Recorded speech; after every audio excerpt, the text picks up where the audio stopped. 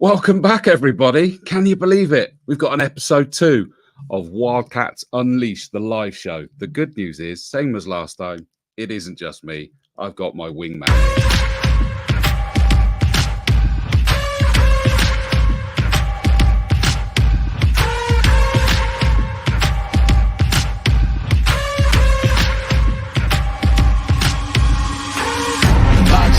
Boxes, I cannot fit in the boxes. Stop it, quitting was never an option. Exhausted, this passion is never exhausted. And you cannot stop it, nah, you cannot stop it. I had to switch up the flow, show you the way that it goes. God is good, but this life is hard. But it gets better when you grind smart. I'm just really trying to leave a mark. We tired of being who they say we are. Have to become, we gon' take it far. I was the real, we don't fake it all. Tired of 9 to 5, just making enough to survive. Only living on the weekends. You really thinking that's why I'm alive? Busting out the scenes, trying to live my dreams, do the things deep inside of me. This life it continues with fighting me, but I don't have quitting inside of me. I will not jump in these boxes they throwing me. Talking to God and there's so much he's showing me, shaping me, growing me, taking me sowing seeds. A growing tree, y'all get a load of me. Yeah, don't let them slow me. I get the bag like a grocery. I'm on my grind like I'm supposed to be, and I do not care if you notice me.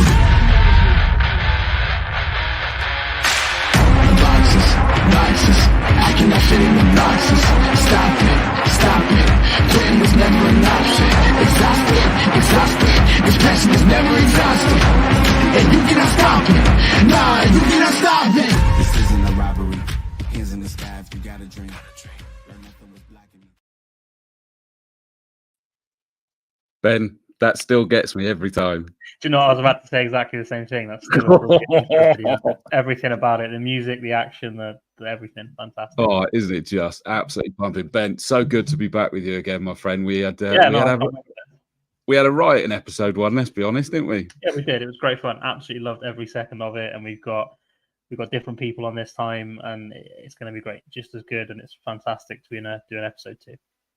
It is. And don't forget, and for those of you who maybe didn't see episode 1, remember, this is interactive. You're watching live now, and I can see there's a whole load of you on, and thank you for that. The likes that have come in already: Hannah Ruth Judge, Stephen Hampshire, hello, mate, James Steele, Dave Steinhausen, apologies if I butchered that one. You've put the likes, put the loves, put the shares, but more importantly, put the messages into the comments of either the Facebook or the YouTube video, wherever you're watching. Ask questions as we go, and we'll be able to put them to the guests that we've got coming up. Any comments, and we'll be able to interact. And there's a slightly extra special one for this one, is that make sure that you also put hashtag visual PR.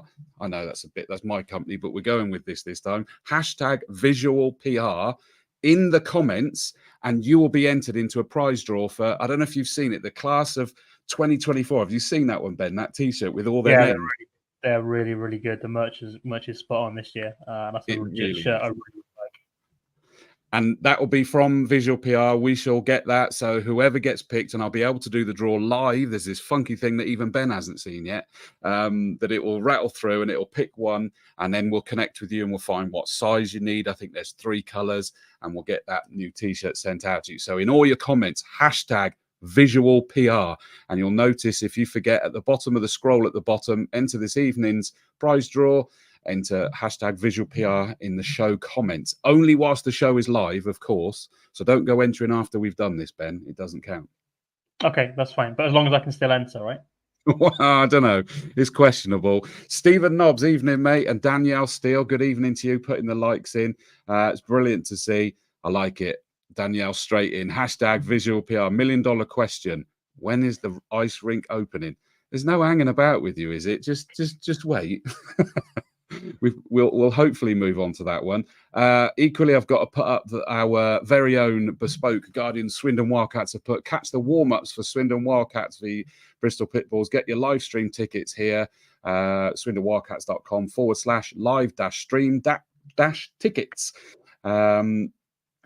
Paul Williams, visual PR rules. Thank you, mate. That's very nice of you. I've been enjoying your tables going up in everything. My drinking buddy says hashtag visual PR. Alistair McMichael, evening all. Evening, Alistair. It's Stacey works so hard. Thank you for all your work on the supporters club. Looking forward to this #visual PR. It is worth doing it because, Ben, what this does is that this thing that I do earlier, it's registering all those #visual PRs that are being entered, and then we whip through them all a little bit later. Fantastic. I'm testing it live. I've got to warn you about this one now. What can go wrong? Well, it's fantastic. It'll be great. It's fine. I live on the edge. You know I do. Yeah, you know I do. Anthony Russell, banners on a wall. Enter now and guess how many Bruce Springsteen references that Ben will shoehorn in.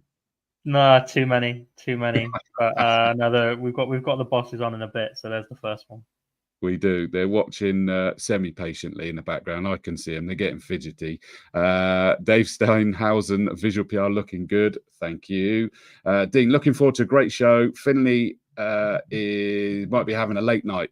It's not going to be as long as last show. You're safe. Don't forget #visual PR, and you'll be entered in with these comments. Britboy, hello, Britboy Hockey. Hoping to see the boys back on the ice at Link soon. Absolutely. Lee Keepence, our very own Lee. Now, Lee, I want to get you on this show at some point in the future. We both agreed on that one, Ben, didn't we? We did. We absolutely did. Yeah, it'd be good to get Lee on. This guy is a legend. I mean, when he travelled to the other rinks, I heard him. I watched the stream at Cardiff, and he was just absolutely rocking that place. And when we went to the Pitbulls rink as well, he was just rocking up. It doesn't matter where he is; he's able to just own the place, and I love that. As a showman myself, I'm loving that Lee Keepence. It's so good. Angela, so #visual PR, loving the show so far. We haven't even done anything yet. Visual PR from Jenny Arthur. Alistair McMichael now says, and not forgetting the hashtag as well to enter that competition. It will be done right towards the end. Tables, thanks to David Strover. Thank you, Paul. I saw it was you that posted it. Andrew Phipps, hello, mate. Great to see the #visual PR studio in action live. Has missed the first episode. Good man. Evening all, they're piling in with these, Ben. They are. They keep popping up. It's great. I know. You're struggling to keep up because you didn't see these last time, did you? I know. Yeah, exactly. Evening all, says Marco Trinci. Dean says James Wade taking some time off board this evening. Yeah, thanks, Dino. Thank you, mate. There's a lookalike competition for one day. Got yeah, fair enough. I get told that I'm like Gary King or Tom Davis, the comedian Tom Davis that does Gary or King Gary, as his program was called. He's a lot bigger than me though. Molly Starmer Evans says, looking forward to this. There we go. Steve from the Training Fox. Looking forward to this tonight, Chris and Ben. Cats together. Fox Wildcats family. #visual PR. Annette Duffy, thanks for sharing this. And Patricia Cookson says she's watching. Well, someone else who's watching, but I think, Ben, we've got to get the boss man out this time. Yeah, we do. Are you nervous about this one? No, it'll be fine. Yeah, I've been told he doesn't bite. He didn't when we caught up. He's lovely. Right, let's bring out the boss man.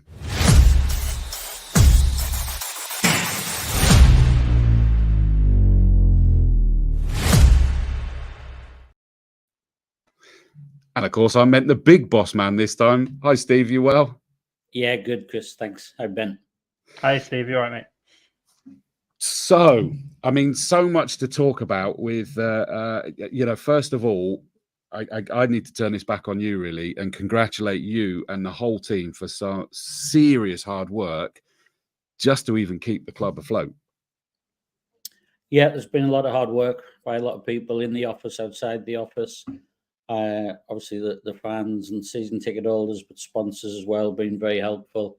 But yeah, it's a big job for everybody. Everybody's involved. There's not one person. There's not two people. There's a lot of people involved, and yeah, we kind of thank people enough for everybody sticking by us. Else we wouldn't have got through this if everybody hadn't. So yeah, we're very thankful.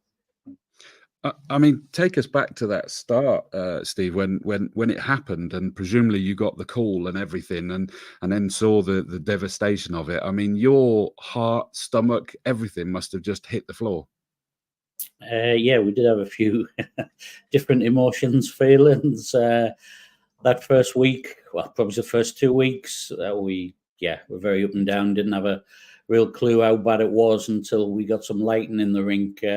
The first week, we probably thought, it's not that bad. We can get some power in, and we'll be back. And the ice actually didn't melt straight away. the building surprisingly was cold enough. So, even probably on the Wednesday and Thursday, we were thinking, we might be able to save this. But as soon as we got power to the building or some temporary lighting, which is there, it was pretty obvious that it's pretty bad. It's not what we didn't think that at the start, but a few days in, it started to dawn on us that this is bad. I mean, it was you guys had to move out of the office. I've lost track. Are you guys back in the office yet? No, we're not. The office was flooded. The shop was flooded. Obviously, the ice rink. So we've been working out of between Bespoke Guardian's office and Responsive Personnel office. So big shout out to them for all the support really and helping us with the office space. Because it's I think the first meeting we had was probably Tuesday morning, 9:30 in the Harvester. Dennis opened the doors and let us in there to have a meeting as for staff. So everybody's really just chipping in to give us somewhere. And I think we couldn't have gotten by without the support. I mean, it's even been, as well as the behind the scenes, is that there was games that had to be rearranged, i.e. swapping home and away for later in the season, the home from away and postponing games. I mean, it's been a logistical nightmare for you guys as well. Yeah, it has. Luckily, we're heavily involved in the league. Aaron does all the fixtures for the league, so basically just got onto the other teams. The teams were supporting us. Romford did us a great favour. The Raiders swapping a game for us, and everybody has pretty much worked with us, flipped games. We've had the 3 games out of Bristol, Milton Keynes and Cardiff, and then flipped the other games. So we're still going to have, as far as the home season goes, we're still going to have up to 29 home games, which is probably remarkable at this point to have that many home games still. And we've done a lot of travel. The team has been great, sticking together. We've had no complaints from the players. So, everybody's sticking together, and it's tough for them because of the training. But I'll leave that to you and Aaron. But the team have been great, and couldn't have asked any more from them. The one thing I was going to ask, Steve, is like with the team, you said they're all being great. It bonds teams together, stuff like this, doesn't it? Like it brings everyone together, and it's not just the players, but like you said, the club, the fans, the sponsorship, everyone coming together like this. Yeah, I think it does, and that's what we're getting from from the supporters club, from fans contributing to the GoFundMe, to people doing extra bits here, there, and everywhere. So it is from players to fans and sponsors. It's all everybody's putting extra in, and it's great to see. Actually, it's really great to see. And taking that comment from Ben a step further, is you touched on it really there as well, is that our rivals in the league, everybody's come together for the good of ice hockey rather than the competitive fight. Yeah, because obviously, if we just folded the tents and quit, then it would affect every other team in the league. So everybody's been very supportive. I've had people asking, what are the other teams like? Are they helping or are they not? Everybody's helped. Everybody's behind it because as a league, we're probably in a good position, the best position we've been in for a number of years, where we've got a good group of owners, and everybody's trying to support everybody rather than everybody fighting each other. So I'm really pleased with the backing from the league. Really good. Go on, Ben. No, I was just going to say, you talked about the fact there's going to be 29 home games, and I know you said Aaron does a lot of the fixtures work, but is that going to be a bit of a happy headache to have for the second half of the season? It's lots. There'll be Aaron. Well, we can't actually give you the fixtures yet. We're hoping for some news tomorrow. There's big meetings going on at the link today, tomorrow, so we're hoping for an update, and then with a lot of luck and touch wood, we can make some sort of announcement and give everybody. I know everybody wants to know when's it open, but until we get the feedback from JLL, we just can't say it. But yeah, I don't think we're going to have to wait long. And there'll be double headers at home after Christmas, which, for the boys, it'll be a lot less travel. Every game's been an away game since the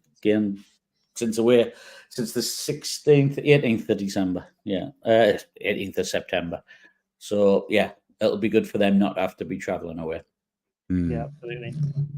It is. And I mean, I know that you and I, Steve, were touching on the fact that what's an interesting, sort of a challenge financially is that you don't necessarily get the full quota of fans rocking up for 2 games on the same weekend.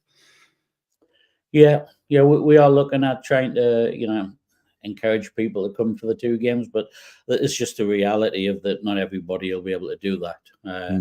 We'll be doing lots to try and make that happen, but yeah, it's just a reality there that it won't be the same financially. I can assure you I'll be there for both. And I think you will, Ben, won't you, to be fair? Yeah, I will be. Yeah, no doubt about that. We'll both be there. Yeah, and I should imagine most of you watching this show right now are probably thinking, yeah, I'll be there for both as well. That's what we want. We got to be loud and proud back at the Link Centre. And really going back to it, because I know we've already had a question right from the get-go, and you said it there, is that you're feeling that we are optimistically close. You were hoping we might have been able to have announced something. I think you were actually hoping it had been before the show. Then it was possibly on the show. It's just missed that cutoff, but you really are optimistic that we're on the verge of finding out a definitive date. Yeah, I am. I'm very optimistic. I think when people see what's been done inside the rink, there's a lot of changes. I can't go into what they are, but very, very shortly you'll hopefully see those changes. But there's been a lot of work done. There's a lot of contractors in there, and they've been in there for weeks. And as I said at the start, those first few days we didn't realise how bad it was. But when you see how bad it was, and then the contractors, so the council have jumped in there with JLL, of both, and the contractors. You couldn't ask for any more. As much as it's frustrating, and it was a disaster, I think we got to take the positives out of it, and it's going to be good in the end for us. But I think we're going to have a better rink for it. So I think when people see what's went on, they'll be pleased. It might not all be singing, dancing, and on the first game, but yeah, it'll be a lot better for us in the long run. So I think we've got to take the positives out of that. 1 step backwards, 2 steps forward. That's going to be the feeling, isn't it? Yeah. Well, I like to see that people have been jumping in saying, hands up, we will all be there, says Alistair Carmichael. 100%, says Joe says. Don't forget, still put the hashtag visual PR, you'll get entered. Paul Williams, will all the seats be back available, Steve? So we had the steps issue, didn't we? Yeah, we had the seats. We had 120 missing in the balcony, and again, that's something for an update from today and tomorrow's meetings. So let's just say we're optimistic on that. So yeah, we're hoping that all the seats are back, but I just need final confirmation. Okay, cool. Thanks for that. Andrea Watson says, definitely be there as much as possible. Jenny Arthur says, we'll definitely be there. This is what I like to see, that team spirit coming in. And Nick Coleman says, looking forward to getting back to the Link. And Toby Partridge says, this is looking like good news. Bosh. And that's the key thing, Steve. I know you were really hopeful that we'd be able to have the actual announcement, but it just to sort of like make sure that everybody can see, hear, and feel this positivity. We are on the cusp. That's the critical thing, and we're going to be back together again. Yeah, definitely, 100%. I keep getting asked, what's going on, and can you put something out? I can't really put anything out because I've got nothing to tell you until I get told it. We've just got to support JLL with what they're doing, and I can say that they're doing a fantastic job, and the amount of work that's getting done, we can't fault them. So as much as it's frustrating, I think just hang in a little bit longer, and everything should come through. Absolutely. And Joe says, rightly saying, I have everything crossed. We all do, definitely. The training Fox, Steve, definitely going to be there in our seats, double or triple headers. Fox Wildcats family, thanks to Steve Aaron and the team to get us all back. Annette Duffy says, definitely going to be there. And that's got to be encouraging for you to sort of hear these comments, Steve, as well, with all the hard work that you're putting in, that people are going, oh, we can't wait and we're going to be there. Yeah, definitely. I mean, it's been encouraging all the way through, and I think me and Aaron have been asked quite a few times, why you being so positive? Well, it was at the start, it was laugh or cry. So, we had to be positive. We had to try and make something of it. And the support from everybody, has been amazing. So it's really good to see and hear that tonight as well. Was it ever emotionally on the edge for you, though, that was just like, this is not possible? Yeah, every day since the 18th of September. Yeah, I can believe it. Which is why the thanks comes out. I've said it to you personally, the people in the messages. It must have just been soul destroying. It was, but it was nobody's fault. So again, that's why we needed to buckle down, and everybody's buckled down, and we just need to get through it. And once we get through it, then we thought COVID was a bad place we were at, and we got through that with a lot of people's support, and we're getting a lot of that support now. So we'll get through this, and then we'll just start again and build again and come again for the rest of this season. And we're not in any way thinking it's going to be a bad season. I think the boys have done incredibly well as a team so far. I think we'll just get better as soon as we get back home, and for the rest of the season. So we're not writing this season off in any means, any terms whatsoever. So we'll be going to have a successful season in the end. Steve, put everything to one side. Are you just excited to have 1,000 hockey fans back in an ice rink in Swindon at some point in the hopefully near future? Yeah, very. Yeah, just want to get back, get the fans back, see what's changed, really make something of it, and we just want to be back. Playing the games in Cardiff, Bristol, and MK, the support was brilliant from the travelling fans. I don't think we could have asked for any more. But to get back to the Link Centre and everything that we used to in Northern, and it will be improved and better. So really excited. Bring it on. I know when I chatted to you or tried to chat to you at the Bristol, I was like, by the time I spoke to you, I couldn't even speak. So that's the passion, that's the support there. Marco Trinci says, great to hear. We're all grateful for all the hard work from everyone and looking forward to getting back in the building. So that really sums it up. I mean, just very quickly, I want to touch on what's your history, and apologies for those that already know this, Steve, viewers, and to Steve, is that what's your history with ice hockey and the Wildcats? Well, I came here in 1986 to play, just to play. Joe Dunn, who was ice rink manager, ex-goalie, legend, brought myself down, Richie Howe, Mickey Stafford, Lee Elliott. We all came down together from Sunderland, ended up playing in that first year here. And from then on, I've played, I've coached, I've managed, I've coached the junior setup, changed the bins, did the rubbish, drove the bus, done everything. Now a zoner, but it's just a title. The way we work is, if I'll do anything, everybody can do everything, and everybody in the office does, everybody on the team does. We got a really good bunch to work with. So everybody just chips in, and we all do whatever's needed.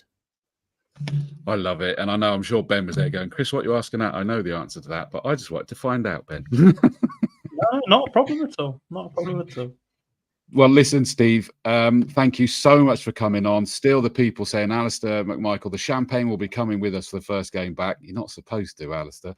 Raising a glass or two to everyone involved. And Brit Boy Hockey says, seems like really positive news. Come on, you cats. I know I caught up with Brit Boy and his dad at Bristol as well. So agree. I think that kind of sums up the feeling, Steve. And I hope that you can take that vibe forward with you in this last stretch. It is the final stretch, so really open for some positive news in the next day or so, and we are on that last stretch. Fantastic. Steve, now thank you so much for joining us. Cheers, Steve. Thanks, Chris. Thanks, Ben. Thanks, Steve. Cheers.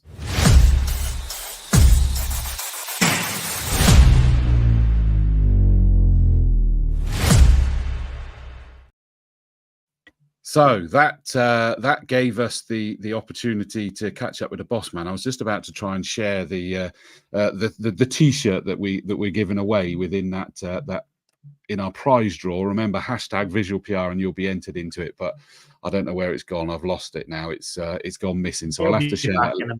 It'll be there. Yeah, exactly. I'll find out how to actually use things again. Oh, here we go. I've got it now. Very, very quickly. I'm just going to put this up there for anybody who hasn't seen it. That's the T-shirt, the class of 2024, and it's got all of the names there. So there's the full T-shirt. Pointing at it. It is, in fact, should do it properly the other way. Let me just put that up to full screen. Better. So yeah, that's the one. It is all of their names. So enter hashtag visual PR. You'll be in the entry. We'll do the draw towards the end. I forgot to show that earlier. Shall we bring out the boss man from the playing side and the general manager? Yeah, let's do it. Let's do it.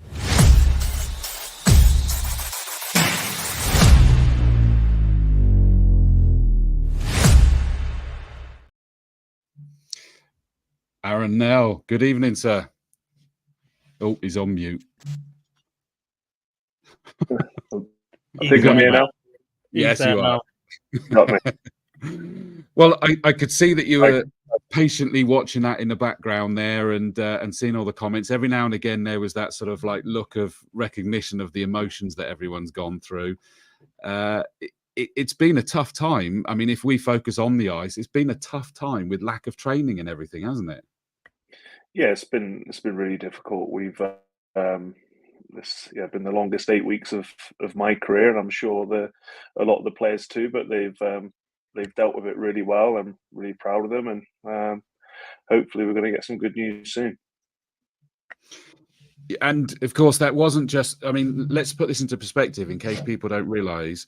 You have been able to train. Is it once a week, and obviously the travel to that ice to train?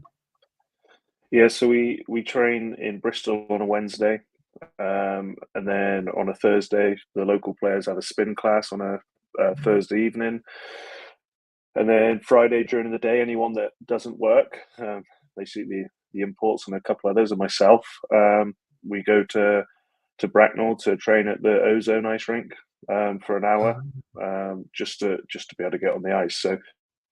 Everyone's helped us out really. Like, it's been amazing the support we've had, and the players have took it really well, and I couldn't have asked more for them, to be honest. I mean, it must. Sorry, go on, Ben. No, I was just going to say you've obviously had a lot of travel on, and including, like you said, all those trips to Bristol and Bracknell just for training. Then you throw in all the double away weekends. You guys must be fed up with the bus by now, aren't you? The big thing we spoke about, it was actually after the Bristol game when we really struggled. Just talked about that that's when we started hearing about hoping for an end date of this, and there was some positive news that they had a plan to open the rink, and it's just about counting off the practices away from home and the away games, and we know that once we get back, we're going to have a lot more home games than away games, and that's when we can really start pushing on. This time, especially with the 1 game weeks coming up, it's been about we got one more 1 game weeks about surviving and staying afloat, and that's what we've done the last 2 weeks, and just ticking off the days till we can get back home. I mean, on that front, we're obviously talking about the physical side of it, but emotionally, psychologically, it must make a big difference, that home advantage with the crowd on your side, and the fact that you're just not getting that at the moment, it's got to be big. Yeah, it's everything. We're so, I think for 10 years now we've been practicing on a Thursday and Friday, and play at the weekend, and now we're just on a Wednesday, and then got the other stuff obviously. But so our whole rhythm's changed. Being able to spend time with the players before practice, after practice has completely changed. We do a lot of video via WhatsApp, a lot of stuff before games that is different and different to what we used to, but the players have took it really well. Aaron, just on that, when you're talking about also having home ice, like you're also sacrificing the physical rule changes of being, line matching and going up against teams. I don't know if people may or may not aware, but when you're at home, you get the opportunity to match against who you want to go against. That must be a coaching challenge for you as well. It has been. Look, we've been very fortunate with what we've been able to do over the summer with the players that we were able, the changes we're able to make, where we're a bit less worried about line matchups than we would have been in the past. But look, once we get back, we're going to play 2 home games for every 1 away game, and it'll all come back to us. So it's just what it is, and we'll take advantage of it after once we're home. Yeah, no, absolutely. And you guys must know that the crowd are just going to be even louder than usual, aren't they, when we eventually get back to the Link Centre? For sure. I think there's a big appetite from obviously the players and the club, but also the fans. The support we've had from them and the sponsors has been amazing since well, it is in general, but even better since we've since this has all happened. And I'm sure that first night is going to be very special, and fortunately we'll have lots of nights to have a good end to the season. And look, the players have been amazing, and they deserve to have a good end to the season, and I'm pretty sure they're going to do that. What is the morale like amongst them? Has it been the strain? No, look, it's been we've had a great relationship with the players over a number of years, and this is a time where we've built up a lot of credit with them and trust, and this is a time where we've been almost, they've paid us back, and the morale's been really high. Look, of course, there's been some bad games, but I think that happens in any season. And the way a couple of weekends ago when we played that, I think the one game where we had proper home ice advantage was the one against Solway in Cardiff, and that was a really disappointing game for us, probably the most disappointing of the season. But they bounced back from it really well, and they're taking it as it comes, and morale's really high. The most visual bounce back I saw was the sort of back-to-back against Bristol Pitbulls, where on the Saturday was just not good, and then Sunday was just epic to go and watch. And it's you guys getting together makes the difference, because you're able to pour over everything and snap yourself back out of it again. Yeah, look, I think as a coach, the fortunate point of the silver lining of the Saturday night against Bristol was everyone was bad. It wasn't like you could blame a couple of people. You could blame the whole team. We all laid an egg. So that's why actually the Solway game was probably more disappointing than the Bristol game for me. But the bounce back, they showed they cared, and the atmosphere in that rink on the Sunday night was amazing, and the fans played a big part of that. To be fair, on that Solway game, and it wasn't great because I was away with the in-laws and watching it on the stream, but you got to say Solway have come on all of a sudden, haven't they? Since that was like their first good game, and they've had a few good results since as well. They have, and the next night I think they got home at 5 a.m. On Sunday morning and played at 4 p.m. and beat Milton Keynes. So they are a good team. You have to play well to beat any team in this league at the moment. And the disappointing thing for me is we got to a really positive position, being 4-2 up with 10 minutes to go, and we just felt that we should have closed that game out. And sadly, we didn't. But look, since then, we've bounced back with 2 really good, convincing away wins that I've been really happy with. Aaron, I'm going to ask you about Sunday in Telford. I know we spoke after the game. Do you think that's probably the most complete performance we've had all year? Because to me, it felt like it was. It's probably the most controlled. Look, I felt we were really good against Leeds back in October. I think that was only our 4th game of the season. We knew that we had I think all 3 games, or 2 of the games we went down early and stuff like that. We knew we had to bounce back, and that was a great performance. But I felt that we're under control. We were able to use our whole bench in both of them games, actually, and we have done in general. And the players really committed to getting the win. So that I was very happy after Sunday. Yeah. I mean, we look at that league table, and at the moment, I forgot to do the maths. I think we're down in 8th place at the moment. When you look at the games that we've got in hand, in effect, left to play, I think we would, if we won those, we jump up into 3rd place. So you guys have got to constantly be looking through that league table, haven't you? Look, at the minute, we're just ticking off games and taking it a game at a time. Look, we know that of them 15 games, we've only had 3 official home games, and 2 of them were in the other team's rink. So we know that we're going to move up the table at some point. I'm very confident that in the team that we're going to do that, and we're just taking it a game at a time. I know we've got, I think, 7 more cup games to play. That it's a very tough task to get into the last 4, but we're just taking that a game at a time, and then once I think we get through the Christmas period, then we can start looking at the table and seeing where we can get to.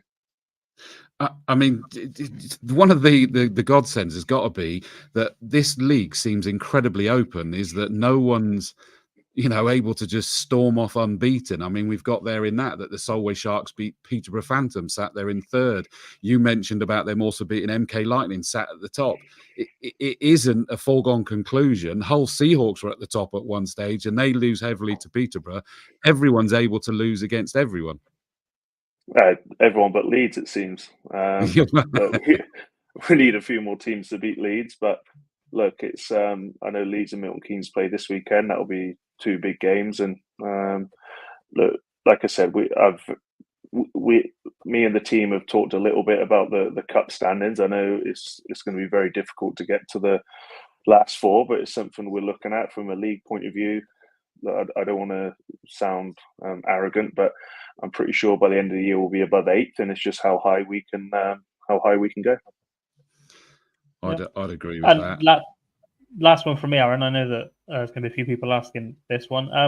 How are you? You obviously had a bit of a slower start to the season with the injury. How are you coping? How's that getting on? Because to be honest, you're scoring goals left, right, centre, so seems all right. I'm feeling okay. Felt a lot better than I probably expected to feel. Worked really hard over the summer.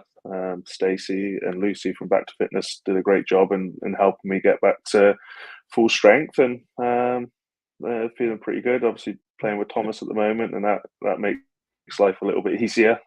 Me, Thomas and Glenn have been really good the last couple of weeks, and it was Russ before that. So look, it's just working hard every week, and probably more than anyone, my body's looking forward to having a normal schedule.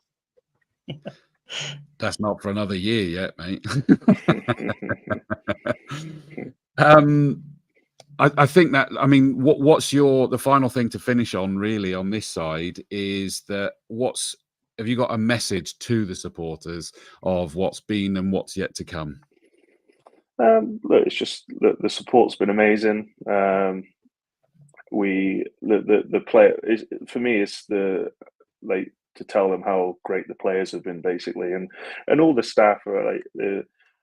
I remember the first week after the flood, me and Jeff Priest were in Gorse Hill at the laundrette doing the laundry, and we've had to find so many different ways of getting through the season.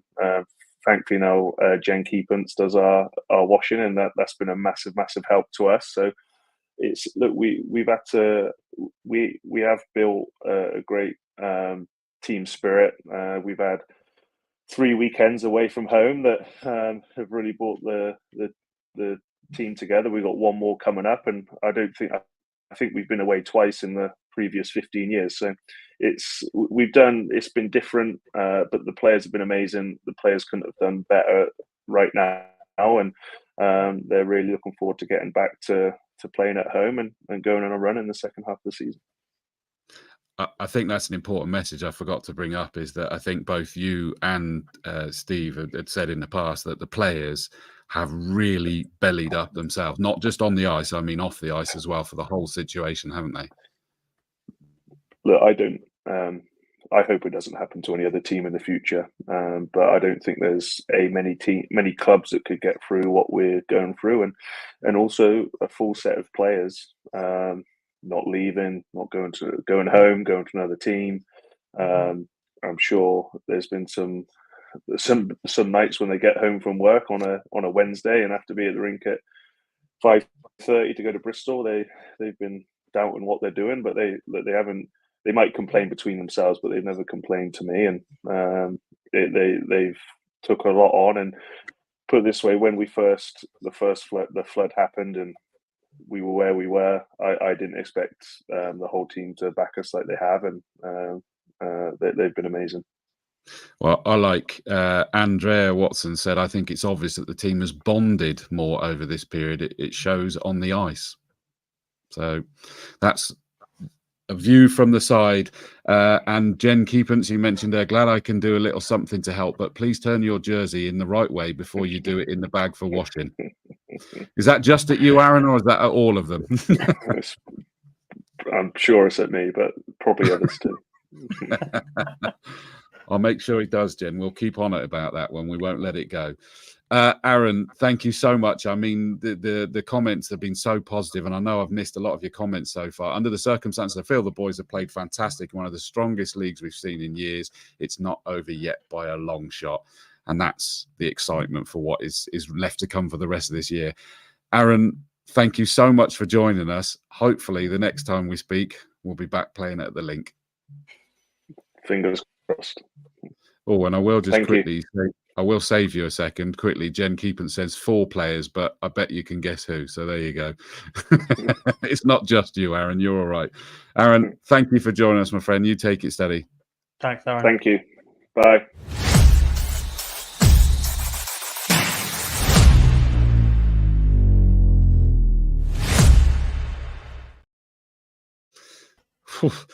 That I'm buzzing, Ben. I got to be honest and say everything just feels so positive. Yeah, it does. It absolutely does, and it's fantastic. Like you said, the boys have been superb. Everything they've had to go through all year, and you can just see that they're itching to get back. As are the fans. Like the comments, they're seeing them coming in when you're doing some questions there. It's great, and we can't wait. We can't wait, and I know that the fans are going to be excited for the next bit as well. They will. So let's just very quickly, before we bring them on, Bethan Vaughan says, come on, Cats. Joe says, let's go Wildcats. Remember, put that hashtag visual PR. You'll be entered into the competition. I can see that we have had 28 entries so far, so keep them coming. I think you can even enter more than once, so do it. Chris Hardy says, can't think of a better Christmas present than watching the boys ice over the holiday period. I'd agree with that one. That would be fantastic if we could. Wouldn't it? And it's so possible. We don't know. It's so close. We might be able to. We have to wait and see. Craig Ratty Humphreys, they're just saying hello. See, they start chatting amongst themselves in the chat as well. Well, I'm not sure. I think that might be a little teaser for the guest coming up. Oh, okay. I got you. I can see them back there. They're both waiting. So can't wait to be back, says Sammy Wilson. I love this one as well. Katie Page says, my little fan here says she loves the epic music in between the interviews. So fantastic work behind the scenes. Yeah. Thank you, guys. Appreciate it. I like pumping it up. Adam Chard says, can't wait to get back to the link. Longest 8 weeks ever. Yes, yeah. I'd agree with that. Cats tonight. That's what he's enjoying. Come on the Cats from whoever that is. Patricia Cookson. Can't wait to be back at the rink. Glad to see that the Wildcats are themselves just making sure. Remember that that's the link they've put up to the T-shirt that you can win for courtesy of Visual PR. We will get that through to whoever wins it. We'll find out your size and which colour you want, and we'll get that sent through to you. Just checking if I caught up. Totally agree to the comments that were being said earlier. Christmas at the link is what Joe Sayer definitely wants. Get Scratch back at the link. It's fair to say he'll be back, won't he? Forgive me for the horrific pun I'm about to do, but he is literally scratching at the walls. Yeah, you can't get away with that one. That's terrible. Nah, awful. How good were him and what's the Pitbull's mascot? Spike. Both of them were amazing when we did the home away from home game.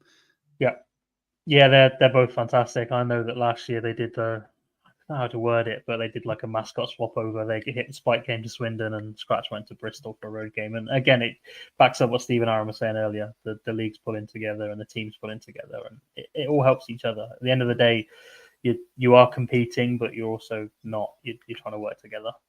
Agreed. I think this is to you. Danielle still says you need to say something, James. I don't know. No idea. You know. Right, let's get the next pair out.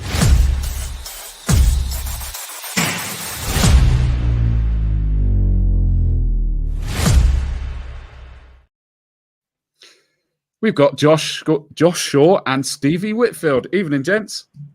You all right? How you doing? Yeah. Hi guys, good. all right? Evening. Thank you for your patience, guys. All good. I think Stevie's going to hit us for this one at some point in the future because we've kind of paired these two together where Stevie, you've decided you're retiring, so you're at that end of your career, and Josh Shaw getting picked for the GB under-18s at the other end. Please forgive us, Stevie, but you can see the synergy. Yeah, I didn't get picked for the GB under-18s at the other end, but yeah, there is some synergy. It makes sense. Stevie, first of all to you, is this really definitely going to be your last year? Yeah, it will be. I was trying to analyze that reply because I can't remember. My wife treated a relative of yours and said that you're always you've been thinking of retiring for the last few years. So we're still hoping you don't. I think I came close last summer and then had some meetings with Aaron and Steve, but we pretty much have agreed that this will be the last one. What brings you to that decision then, Stevie? I suppose it's probably different for everyone. It's just timing, how much effort I put in the summer during training. So it's not, and it's all year round. So you don't really stop. You're still going to the gym, and the amount of time I spend away from family and friends, kind of getting that balance right is difficult. And then also I am 33 and need to get out good young players like Josh. Well, I mean, before I hand back to Ben to ask some questions, is that my question from this, I guess, is that do you have any plans still in ice hockey for when you stop playing, or are you likely to not be able to? You're going to be too itchy being on the sidelines. I think a clean break would probably be better, but I haven't really thought that far ahead. I'm just focused on this season, enjoying it as much as I can, and playing as well as I can. That's pretty much it, and then I'll see what comes after. I mean, I bet. Ben, he's been. I was about to say, is that you wouldn't think it's someone that's thinking of retiring the way that we're watching him play at the moment, though. No, not at all. And I bet you also probably didn't imagine your final year being a little bit as up in the air as this one's been. Yeah, I mean, to be fair, the whole ring thing, the club's been so positive, and their approach has rubbed off on the players. We just thought, well, we just have to get through this, and there is light at the end of the tunnel. And it's been as bad as it's been. There's been good things about it too. We spent so much time together as a team. I've never had togetherness with a team like this short a time into a season. So having that, I think you have to sort of take the bonuses out of what's been a pretty tough thing to get through. Yeah. I love the comments that are coming in for you. Yeah. Is that, first of all, Craig Ratty Humphrey says, no, one more year, Stevie. That's my father-in-law. Okay. That's worrying that he's saying that. He's trying to keep you out of the house. David Strover says, I was wondering if Stevie is missing our emails. Yeah, that's to do with, David pretty much single-handedly organised most of my testimonial. With a lot of email exchanges, but he did some fantastic work, and I'm very grateful for that because it was a great day. Someone else has complained, said, blimey, Steve, you don't go telling us that 33 is old. I'd agree. In hockey terms, I'd say it's not even old in hockey terms, really, but it's getting up there. It's your body, isn't it, and your life that speaks, I would imagine, more than anything. Ben, and this is to you. Meg Lowe says, does that mean Ben will retire when he gets to 33? I think my fiance is desperate to get me back in the house doing DIY at the weekends, by the judging from that message there. But hey, at least she's watching the show, so I'll take that. Well, that's fair enough. Ben, over to you. I was just going to say, I was going to come to you, Josh.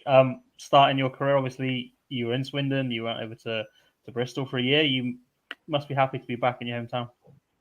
Yeah, definitely. Obviously a bit different this year, but coming back, everyone's welcomed me with open arms, and the boys have been great. The fans were great at the start of the season, and like even on away games, like there's loads of people on the bus, and the home away games. There's been loads of people there. I was surprised when I came out the locker room in Cardiff, actually coming out, and I saw loads of people, and I said to one of the boys, I was like I didn't expect this many people to be coming over, and it was a really nice surprise to see like that many people come over quite a long way to come and support us. Yeah, and the support's even stretched as far as Solway as well. What was it like getting out for that double header with, I think there was about, I can't remember exactly now, was like 60, 80 Cats fans there, which is nuts. Yeah, that was lots. It was obviously a long trip for everyone, but it makes it better with 2 good results. And it was a good trip home. I'm sure all the fans were quite pleased on the way back as well. Yeah, absolutely. And then obviously, not to cap the season off because there's still plenty of hockey to be played, but obviously you then get your GB call up as well. Yeah, no, it's a good opportunity for me. Obviously, I haven't scored much so far, so hopefully hoping to get a few while I'm away and then bring that back after Christmas. But no, it's always a good experience playing in the World Championships. And obviously, this do we lose you for a few games? Sorry, Ben. Do we lose you for a few games when that's on? Yeah, so you will lose me. I think for the Solway away game, because I might not be able to play, and the Sheffield away game, and then depending on what happens week after, I won't be able to play them ones.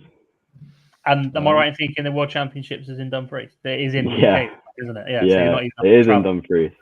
Yeah, so I'll go up to Dumfries. I'll probably be watching you guys while you're up there. So we'll get you in the stands chanting the Butcher and the Boys on. I'll get my drum. Who's got the drum? Yeah, well, we'll bring it up for you, mate. I love the comment that's coming in, and you players must be, and this is really to both of you, is that yes, it's crazy, but people are sort of saying, can't wait to get back to my sink, and shouting loud and proud. They love the update. Incidentally, by the way, Steve at the Training Fox said your scratch joke was terrible. It was, and I'm proud of it. But Alistair says, I wouldn't want to be playing for the visiting side on that first game back at the link. It will be loud. And I mean, for both of you of different experience levels, is it right? Is it better to put it that way, Stevie? Put it any way you want. But what effect does that kind of atmosphere have on you? Because it's all very easy to assume it's really positive, but does it also put a pressure on you guys as well? You want to take that one, Shorty, or? I'll go on then. Even like home and away, like you still got that boost from the fans, even if it's an away team. You'd think when you're away it's intimidating, but like anywhere you are with fans around you, it does give you a little boost. And especially at home, you're on home ice and they're all cheering for you, so it gives you that added boost. Especially, yeah, I think it's massive getting home as well, just for the routine we get in on a Saturday, then Sunday away. And, having your own room, having your own sort of, the gym we use. And so that's big as well. And then obviously the fans make a big difference when it's a home game because, like Shawsy said, they're responding to what you're doing well. And it can really bring you up a level. Agreed. I mean, I genuinely cannot wait. The atmosphere is just going to be off the Richter scale, I think, to be honest with you. Tyler Plew says, Stephen Whitfield is my favourite Wildcat player. Yeah, like Plusy's probably in my top 5. Yeah, today. And Stacey Sproul says, Rowan is still buzzing about his fist bump from Josh while he was carrying a TV at Romford. Top guy. Who was carrying the TV? Pardon? Who was carrying the TV? Me. Yeah. You didn't have a balaclava on as you're coming out with that in your hand, did you? That's all right. That's all right. It's all then. about giving back for the fans, though, boys, isn't it? Yeah, too right. Tyler Plew says least favourite cards player, though. Yeah, that's probably at me again. Yeah. I won't bore you with it. We sit at the back of the bus, play a game called Schnapps. He sits to my left. So basically, well, actually, I can do damage to his card game. Oh, He's doing quite well this year, so I don't know what he's complaining about. oh, fair. Well, exactly. I I don't was stop. talking about either at cards. He's playing really well, but he's also playing cards really well. Stop complaining, Plusy. Whilst we're on the subject of Plusy, though, what was the reaction on the bench like when he scored the goal in Cardiff? I didn't play. Disbelief. Oh yeah, Stevie, you weren't there. Yeah, I was sure you on that one. Yeah. I was shocked, honestly. no offense, Lucy, no offense. But honestly, he just took one time and it went in. My jaw just dropped. I can't lie. it was a very nice goal. I said to him, please, Jesus, like, you got that in your locker? But no, it was a nice goal. Is he going to go the opposite way of Luke Johnson? He's going to go up front now. Will they retire the 28 shirt? If Stevie does retire, always will be known as the number for many fans. What is that at me? I don't know. It might not be right for you to answer that one, I suppose. I'd say no for me. I think retiring a shirt needs to be a ridiculously high bar. I think I could make an argument for players that I've played with that maybe deserve a shirt retirement, but I wouldn't put myself on that list. So. I mean, I'm not surprised to hear that from you, Stevie, because you're like so modest and what have you. Sometimes I think that you would prefer to play ice hockey with no one watching. Sometimes, wouldn't you? Because it's the game you love more than anything else. Is the impression I get. No, I love the game and I've loved playing in Swindon in particular, and the fans are part of that as well. So I wouldn't say I would like to play. Not as shy as you make out, then. Pretty shy. Yeah. I think I've to you, Stevie, then, because we got this the two sort of ends of the spectrum here. What advice would you give to the younger generation of players from your experience? Anything that you could say that would sum up your advice? To play at our level, I would say just be coachable. So that would just mean, and that doesn't mean just your coach. So you're fortunate enough to have players with a lot of experience around you wherever you're playing, and you just listen and learn off all of them and then work hard, and that's pretty much, you'll be as successful as you can be, and that's what everyone should aim for, really, I suppose. That was wonderfully put, to be fair. Yeah, I love that one. Be coachable. That's not one I've heard someone say before, so I like that one a lot. There you go, Josh. That's one to take on board, mate. How have you got on, Josh? I know that we bumped into each other up at a gym that will remain nameless so that you still get some privacy. And yes, before anyone says it, yes, I occasionally go to a gym, okay? And what has it been like you? We did touch on it, of this not being able to train, because as a younger player, you guys train more during a week, don't you? Or shouldn't you, should I say? Yeah.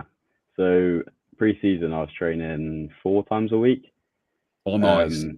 Yeah, on ice. And then with the added gym sessions as well. And to go from 4 to 1 is quite a big jump. And you do feel it. Like, you want to be out on the ice as much as possible, and when you're not, it is frustrating, training wise.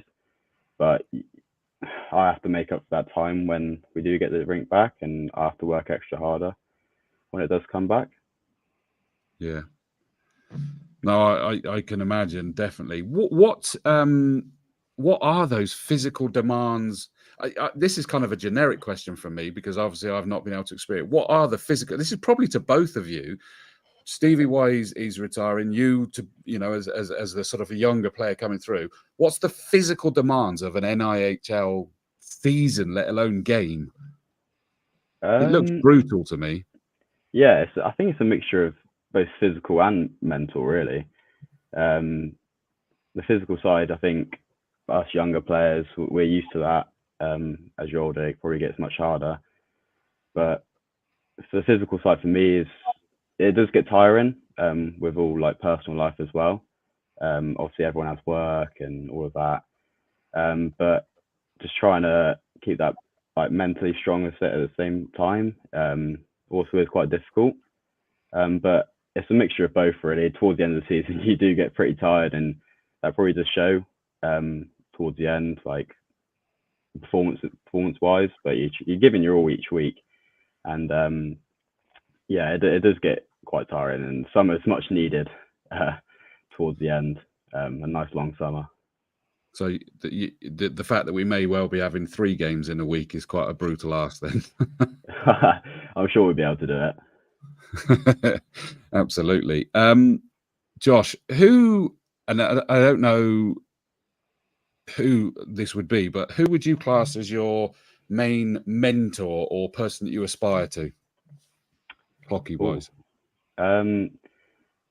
If it's someone to aspire to, obviously all the NHL players, they do this week in, week out on the daily, and they put their whole life into it. But for a mentor, it'd probably be Aaron as the coach, and also my teammates, because as Stevie said, they're all helping me improve, like little tips here and there in training. But overall, Aaron just kind of pushing me to be my best, and like little things that I do wrong, he'll pick up on that and make sure I know. And I want him to do that because in the long run, it's going to make me a better hockey player, and those mistakes I'll hopefully make less. Brilliant answer from my side. Ben?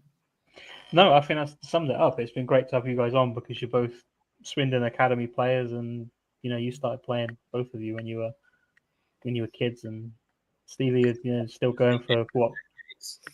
What's that? Sorry. Just in different decades. Well, yeah, but it shows the club's still doing what it always has done, and that's what's important for us to get back to. And it's not. I know we could talk for hours, but it's not just the Wildcats; it's all those junior clubs as well. So you guys are the epitome of that. Agreed, which is why I said it was great to see Shawsey come back again. Andrea Watson says, I hope the players all know how much the fans appreciate their allegiance to the club through this bizarre time. Can't wait for the link to be open again so we can all show you just how much it's appreciated.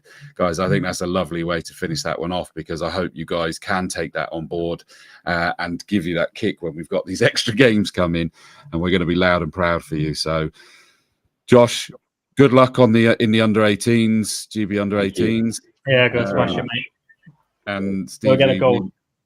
We look forward to making this a great last year for you, Stevie. And I still think that we're going to get some silverware before the end as well, don't you? I don't see why not. So yeah, let's finish it on a high. Absolutely. Good. Josh, Stevie, thank you so much for joining us, guys. Much appreciated, and we'll see you soon back on ice. Thank you very much. Thank you. Cheers, boys. Cheers, guys.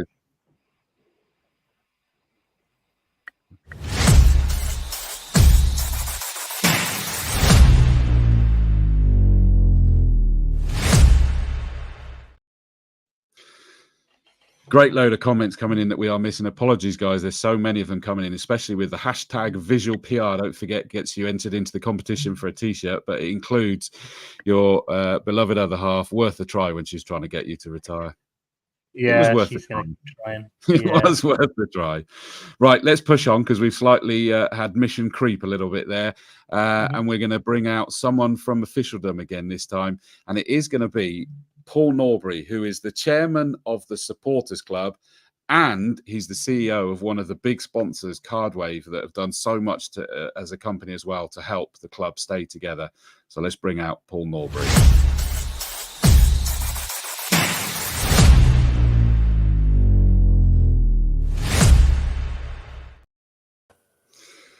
Mr. Norbury, sir. Hello, Chris. Hello, Ben. How are you? This is a bit scary, isn't it? Yeah, it's all right. I've been watching it and just getting nervous and thinking, "Oh, here we go, here we go." But no, yeah. What's scary? I hope you don't mean me and Chris. I know you, Ben. I don't know what questions you're going to ask. You keep things to yourself. Yeah, that's the way to do it. I've learned from the best. Yeah, it is. Yeah. Well, Paul, I mean, you're so heavily involved in this. You and the team on the Supporters Club working so hard, and I'm going to come on to Supporters Club as a whole shortly. But obviously, you've got Cardwave that is a big sponsor. First of all, I want to start with you personally, though. What is your personal history with ice hockey and the Wildcats? God, I wish you'd prepped me for that question. No, well, my wife Sally and I, we started coming before we had children in the late sort of 90s. Just fell in love with it. Decided to go back on a Saturday when the kids were old enough, and then it just creeps up on you, doesn't it? It sort of hooks you, and you can't. Once you're hooked, that's it in a way. You just gotta just throw yourself into it, and it's not just a hockey game. It's an evening of entertainment, and there are so many friendships and lots of positives that come from it. And if you're busy during the week, as I am, then it's a good release of energy in the in the weekend. So why not? I agree, especially if anybody's watching and they've maybe been once or twice and they kind of enjoyed it, but they didn't understand it. Make sure you sit or stand next to someone that does, and feel free to ask questions. That's what me and my wife and my daughter did. Well, me and my wife did. The daughter was off playing with the other kids, to be honest. But and they just told us what was happening, and that was it. Then we got absolutely hooked, like you said, Paul. And it just suckers you right in. Talking of that, is that Katie Page? Oh my God, Paul is on the telly. Yeah. Hello, Katie. Yeah, keep watching. Someone's got OCD though. Kieran Ginger says, Paul, sort the string out on the hoodie. I think that's just because they're cockeyed. That's all it is. OCD. Oh no. And Rizard Robusco says, Paul is a superstar. I'll pay them off later. Don't worry. It's right. You've lined them up, haven't you? You have. Yeah. I can tell. In terms of the supporters club, and I want to go on to make sure that everybody understands, because I said to you, I hadn't appreciated just how good it is to be part of the supporters club as well as a season ticket holder and a sponsor. But before I do that, let's applaud the incredible work that you, the team, and everybody that has supported the supporters club has done. One thing example, at Cardiff, presenting a £15,000 cheque to the club to help them support, from things like the membership, kit grid, sponsorship, the competitions, including the 200 club, donations, events, coach travel, all clubbed together, and you were able to present a cheque like that, which I bet made you proud, especially with the amount of work that you'd have had to have put in. It's a bit mental, isn't it? Yeah. You don't see what is happening because, as Steve said, and Aaron sort of alluded to it as well, when you get the news that we got, there's no choice. You're in the hole with them. And thankfully, the supporters club under our stewardship has been going for 8 years now. So there was already momentum. There was already a foundation there. And it became, and it's not to everybody, because not everybody, as you rightly say, really knows much about it or understands it. So, but it became that mechanism that enabled people to channel their goodwill, their gestures, and their financial contributions and their support and their commitment. Because so many people said to me, we can't let this fail. We've got to do everything. And I can't name them, but there are so many people that have done so much, and they're still doing it. You know, literally every day I'm getting messages, emails, text messages, WhatsApp messages from different people trying to just make sure that we're doing everything we possibly can to support the club. But the supporters club is there. We have a reasonable number of members this year, but we haven't been able to do virtually anything that we had planned to do. So the fact that we've been able to present that cheque for £15,000, and there's still more coming in, and I think, I don't know, just personally, just like to say thank you and applaud everybody. And it's not just Swindon fans, but there are fans of ice hockey around the country who have contributed, and just hats off, big round of applause. But it means that we will be back on the ice, whenever Steve and Aaron can get us there. Well, and the comments coming in, Alistair McMichael says, awesome work by Paul and all the supporters club. And Stacey, who I know is a major worker with you on all of this. Paul, I'm not pinging on your phone for once. Oh, yes, she's seeing it on the screen. Yeah. But she says, seriously, the amount you and Sally do for the club is amazing. And obviously that's Sally Norbury. And it was lovely to meet you guys at the 10-pin bowling. I was going to say the other week. It was longer ago than that now, wasn't it? Longer Sadly. ago, yeah. Yeah. So, everybody complimenting the work that goes in. And you really do. And I mean, give us an insight to what the supporters club is, to those that might not really understand what it is. It's two things. I'm sure it's lots more, but it has kind of like a fiscal responsibility to some extent of generating revenue to support the club. What people may not understand is that a number of years ago, the team were travelling in a squashed up minibus to places such as Hull. And if we want our team to win, you can't really expect them to be cramped up on a minibus for like 4 or 5 hours and then get out and perform well.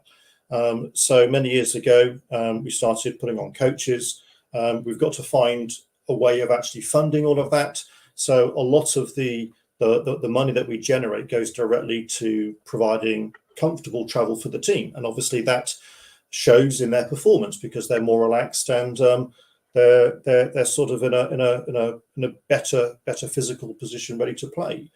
But the other side really is that every sports club has a fan base, and everybody has their own little group, and we all sit in different blocks, and you know the people around you. But to have something that's a bit more encompassing, that allows other people that you wouldn't necessarily normally get to work with or talk to. You know, we sit in Block B, but you know we've got members in Block A and Block E and downstairs, and they've all got their different stories and their different ways of actually wanting to support the club. So the supporters club allows people to come together, and then we put on some events. You know, we started off with the barbecue, which you missed, but little things like that, the bowling, and the players. You just had Stevie and Josh on. They've both supported the club, and I think it's fair to say that all players will come and support the supporters club events, whatever the situation is, because they just know that it's a relationship that is there for the good of the club.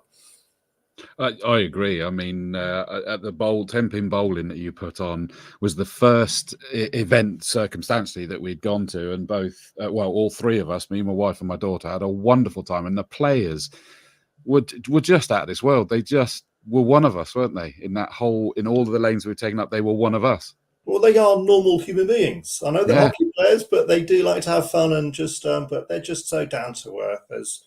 That you kind of like respect them when they're going onto the ice, but I've had so many examples where they just chit chat and just make you laugh, and they just want what's best for the club as well. There's so much respect from the players towards Steve and Aaron, you know, and Steve alluded to it and Aaron alluded to it as well. But I know it because I've been very close to the ownership and to the team for a very long time. But I think Swindon is, without being too gushy about it, but there is an awful lot of love for the club, and everybody wants to protect it because so many people are missing not being back at Swindon, and not everybody can travel.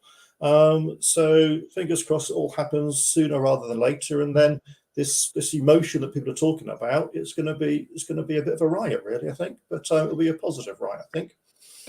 Agreed. And just quickly before Ben jumps in, is that one of those things that is happening still at the moment to help raise money is the kit sponsorship. There's a grid on there, swindonwildcats.com/fanzone/kit sponsorship, and there is an important date coming up this Thursday, 6 p.m.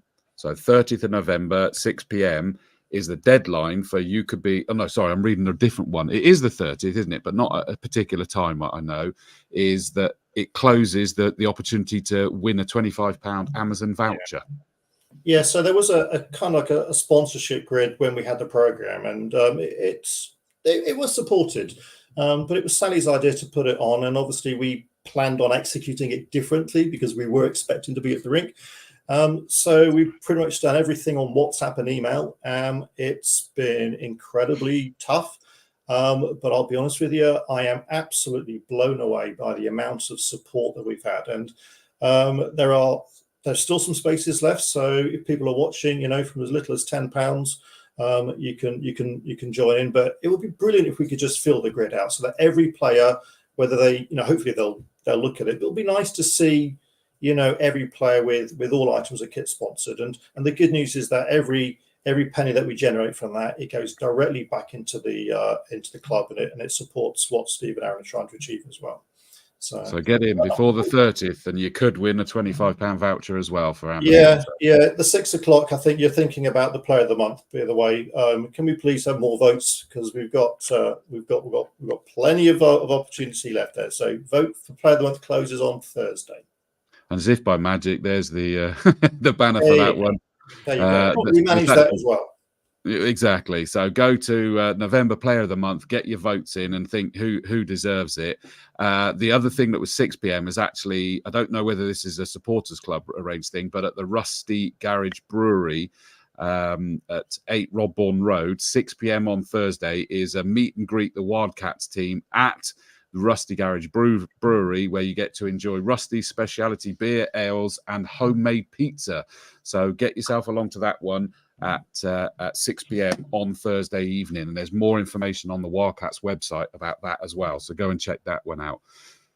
Ben, sorry, I've hogged this one. No, I was just about to say, you've taken that one away from me. I was just about to mention that. But sorry, mate. No, not a problem. Paul, 200 Club, Player of the Month, Scratch Club, Coach Travel, future plans. You've been busy, haven't you?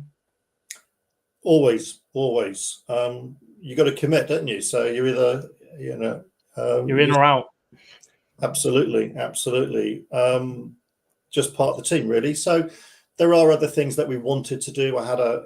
This season, I went into it much more structured and organized. I had a plan, had a social plan, an events plan. Within the first few days, you had to look at it and thinking, well, just put that to the back, not knowing when it's going to come out again. But yeah, we've got a few ideas. I've got a few ideas for the kids, which we will firm up over the next few days. There's other bits and pieces planning on. If I'm allowed to mention, but we are actually going to be holding a quiz on Tuesday, the 12th of December. So hopefully, without counting our chickens, that is hopefully going to be something leading up to when the rink might be open. But Tuesday, the 12th of December, there'll be more news about that when I've figured it out. But I will put something out about that. But definitely, we want as many people there as possible. And based on that, are you able to give us an insight into how and how much it is to become a member of the supporters club? Yeah, we've got two groups.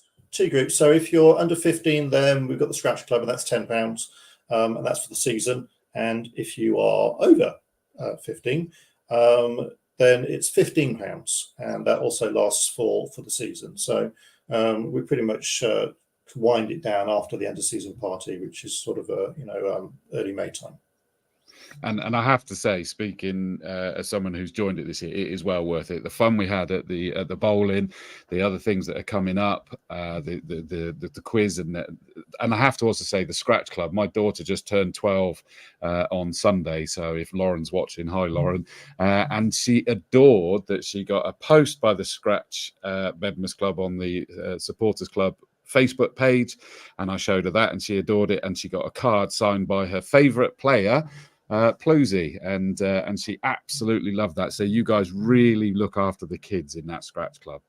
We have to look after everybody, because as anybody will know, there are, the people, we know of babies that have been like a few days old that have come to the game, all the way up to fans who are actually in their 90s.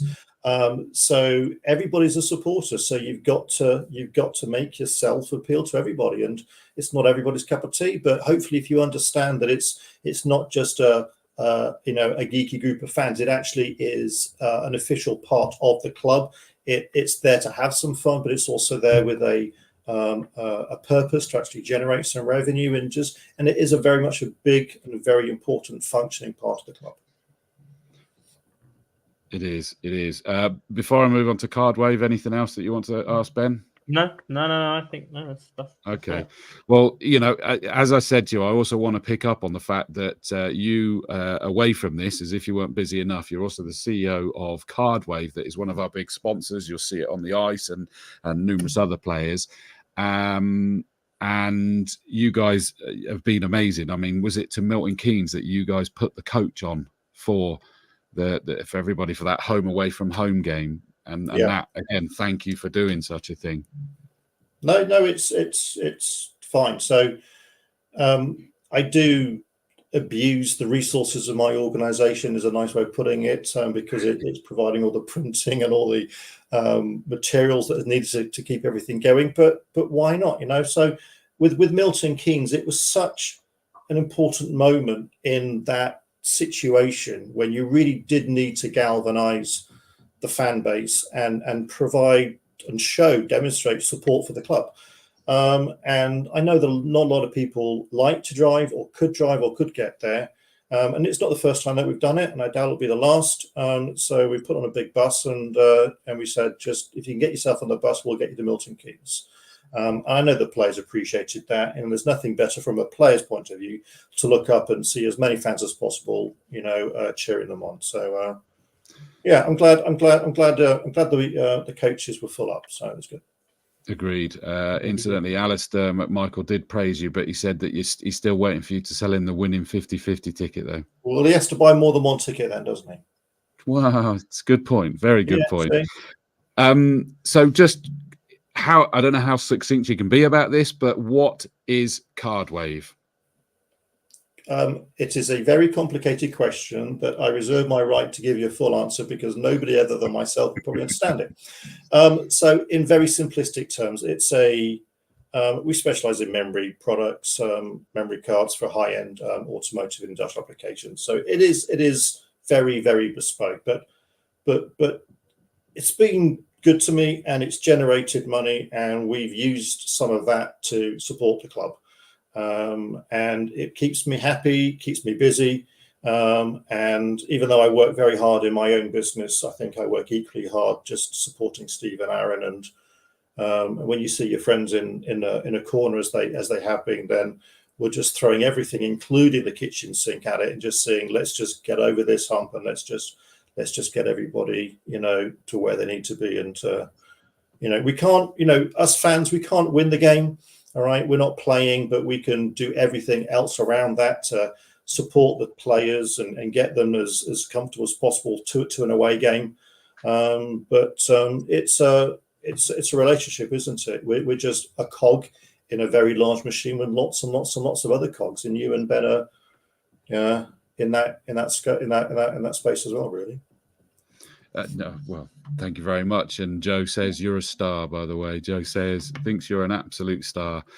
No, I mean, it's so good to see that support, and it is much appreciated. And I'm going to pick up on a comment that Ben said earlier, and I think we've had some other comments come in as well, is that whether we're talking players, supporters, sponsors, which obviously I'm on that side as a sponsor as well with Visual PR, don't you feel that it's really galvanized us even tighter?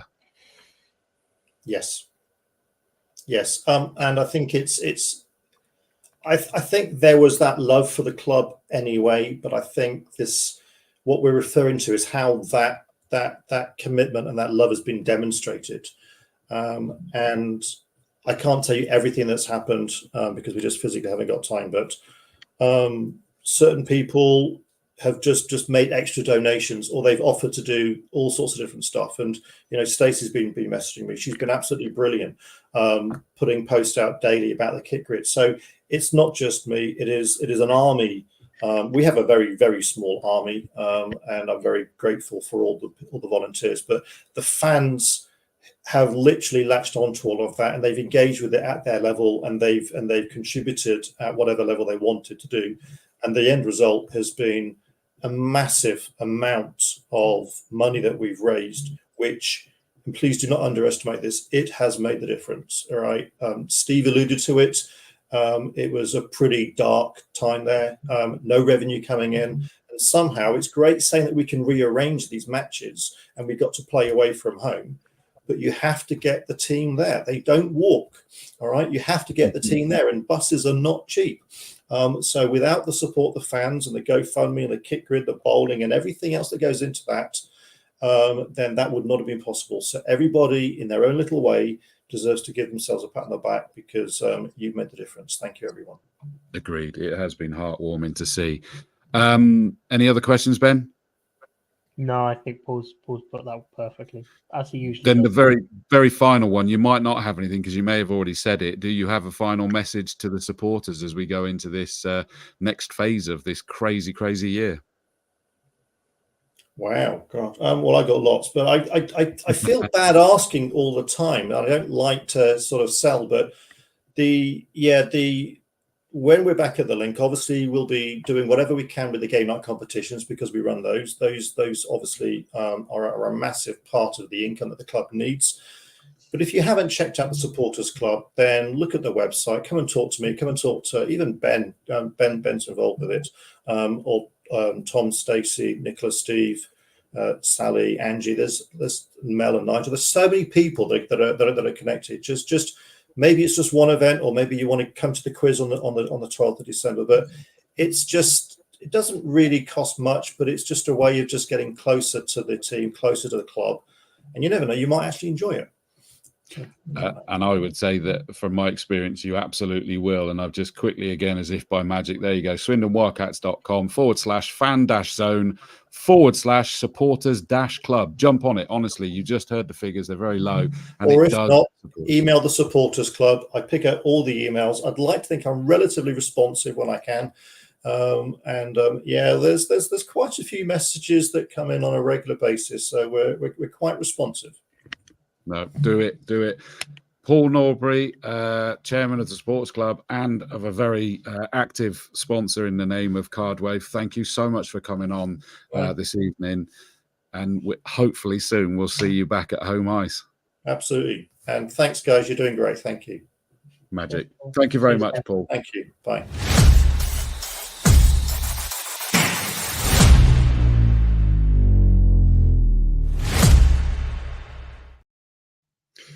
So we're now going to be going on to our final pair that are coming on, and I can see them down there.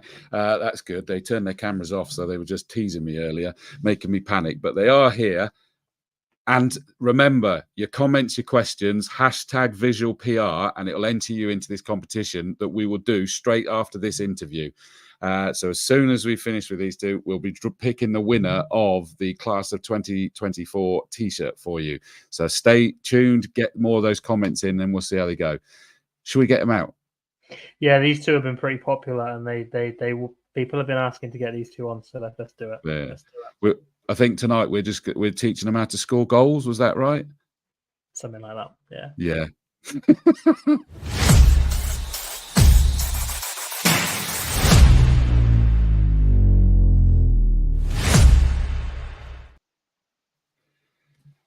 Greetings, guys. Hi, guys. How are you? Hey, boys. Gaël, let me get one thing out right now. Gaël, you're not allowed to mention bowling, all right?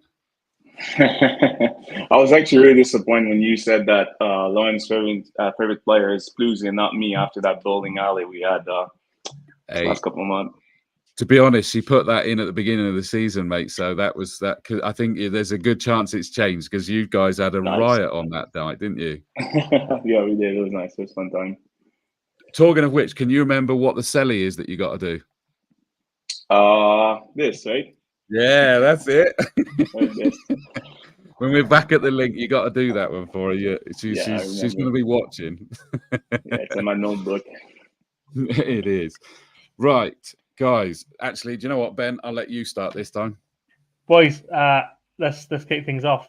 How are you both finding the year? Colby, it's your second year in Swindon. Gail, it's second year in the UK. First with the Cats. Like, how are you boys settling in this year compared to last year?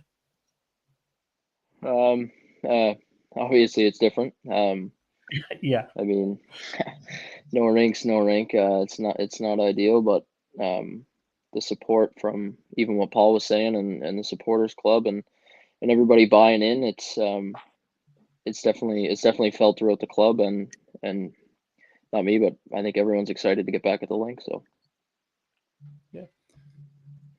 And Gail, yeah, it's pretty much the same for me. Like Colby said, obviously it's my first year with the Cats, so that's not what I was expecting. Obviously, that's not none of us was expecting that, obviously. But I'm still really happy with where I am right now and with the team as well. So we have the support from the fans.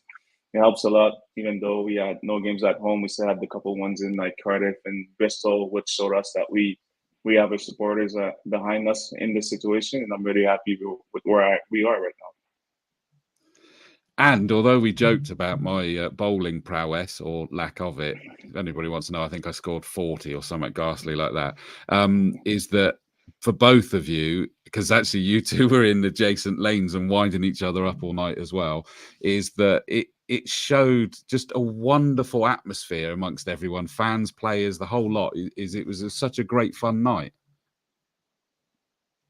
Yeah, that was my first time playing bowling. Obviously, I'm roommates with Pluzy, and he was saying it's pretty fun, and it was. I didn't know what to expect. I'm not much of a bowler. I think maybe I'll stick to hockey, but no, it was fun. I enjoyed it. I love the fact that Gail's calling you out on that one. He's saying that it's not your first go bowling. Yeah, he finished ahead of me, so I doubt it. He finished ahead. Maybe once or twice, but no more than that. Colby, this is your second season with the Wildcats, as Ben said. How has this year compared to last? Is it better because it's more relaxed, or is it a sort of a growth in pressure on you? I don't know if it's a growth in pressure. Obviously, you can't really compare last year to this year. It's kind of two different scenarios, right? With no home game and the travel and the travel for practices and whatnot. And I think you take it day by day, and you never know what's going to happen the next day, right? So, like I said, you just take it day by day, and you keep pounding away and see what happens. So, fingers crossed.